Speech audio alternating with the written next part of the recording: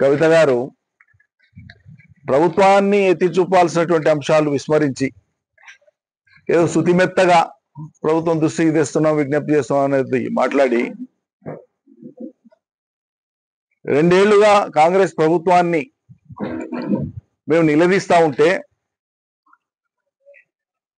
ఇదే రేవంత్ రెడ్డి గారు కాంగ్రెస్ పార్టీ నాయకులు ఏకవచన సంబోధనతోన కేసీఆర్ గారిని ఇష్టారీతిగా దుర్భాషలాడుతూ ఉంటే,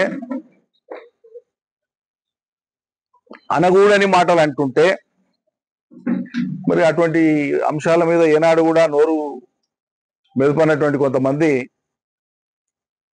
ఈరోజు నా మీద వచ్చి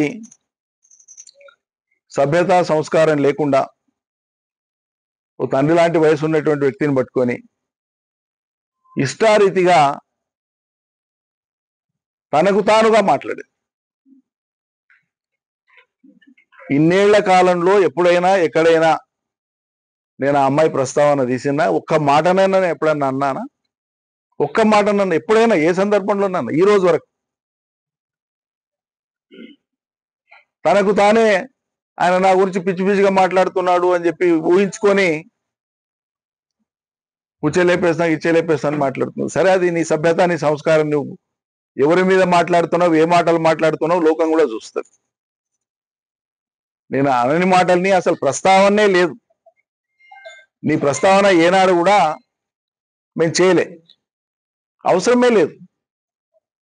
మొన్నటిదాకా మా పార్టీలో ప్రజాప్రతినిధివి, మా అధినాయకుడి కూతురువి, మాకు విభేదించిన అంశాలే లేవు గతంలో. ఎప్పుడు మా జిల్లా కాదు, కలిసి పనిచేసేది లేదు. ఏ సందర్భం ఎప్పుడు ఎక్కడ ఏది లేనిది ఊహించుకొని ఇక్కడికి వచ్చి నా మీద మాట్లాడడం ద్వారా సంతోషపడే వాళ్ళు ఎవరు? ఇది నేను అడుగుతున్నది. ఆమె మాట్లాడిన 2 నిమిషానికే ఈ ఉమ్మడి జిల్లాలో ఉండేటువంటి డూప్లికేట్ కాంగ్రెస్ లో కూడా ఒరిజినల్ మొదటి నుంచి ఉండి ఆ పార్టీ కట్టుబడి ఉండేటువంటి వాళ్ళ గురించి నేను మాట్లాడతలేను. వాళ్ళు సభ్యత సంస్కారం కలిగినారు. రాజకీయ విభేదాలు ఉండవచ్చు గాక, సిద్ధాంత విభేదాలు ఉండవచ్చు గాక, కానీ ఈ డూప్లికేట్ కాంగ్రెస్ ఏదైతే ఉందో, ఎవరైతే మా దగ్గర ఉండి లబ్ధి పొంది అవకాశాలు పొంది ఎన్నికల ముందు అవకాశవాదంతో ఇతర పార్టీలకు పోయి అక్కడ ఉన్న వాళ్ళ కాళ్ళు పట్టి గుంజి కింది గుంజి అక్కడ స్థానాలు ఏర్పాటు చేసుకొని ఇక మేమే కాంగ్రెస్ అని ఎవరైతే మాట్లాడుతుండ్రో అటువంటి డూప్లికేట్ కాంగ్రెస్ వాళ్ళల్లా ఈమె మాట్లాడిన మరుక్షణమే మొత్తం సోషల్ మీడియాలో చూడండి కవిత గారు ఏం మాట్లాడారు నిరంజన్ రెడ్డి గారి గురించి.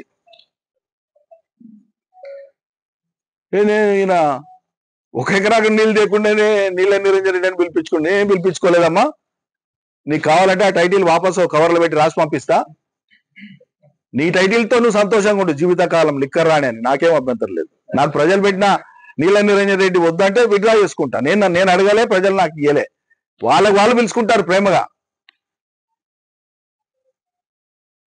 నవ్వుతారు జనం. ఎవడన్నా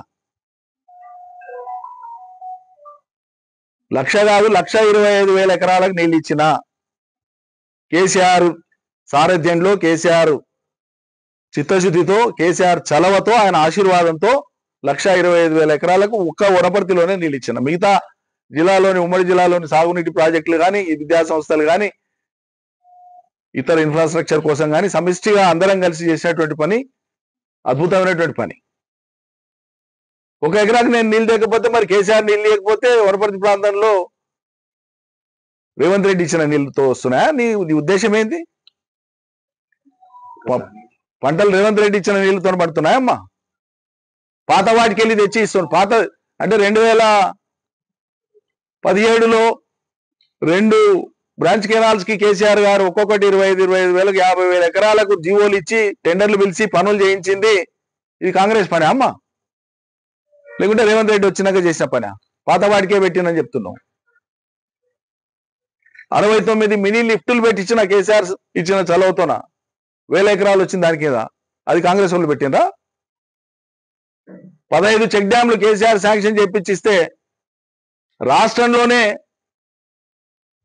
ఆల్ టైమ్ రికార్డుతో చేయించిన 50 రోజులు 55 రోజుల్లో చేయించిన ఒక్కొక్క చెక్ డ్యామ్ ఇవాళ ఒక్కొక్క ఊరి చెరువుకు సమానమైంది.